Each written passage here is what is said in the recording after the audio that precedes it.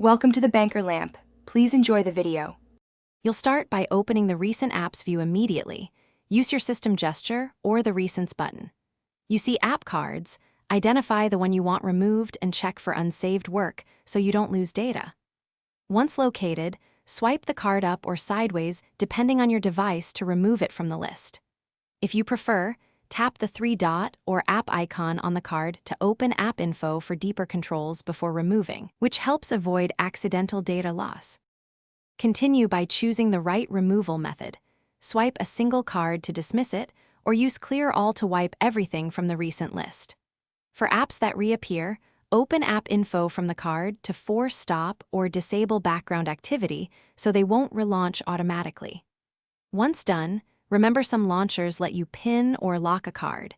Use that to preserve an app in Recents. Make sure to confirm behavior by switching back to Home and reopening Recents to verify. Finish by verifying the app is gone. Reopen Recents, and if it still shows, restart your device to clear temporary state. If an app auto reappears, go to Settings and revoke background launch or battery optimization exemptions so it doesn't relaunch. Once done, clear app cache or uninstall the app if it persists in Recents despite steps.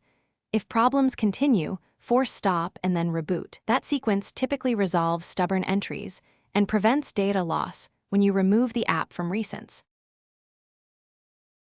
Thanks for watching. If this was helpful, leave a like and consider subscribing. See you next time.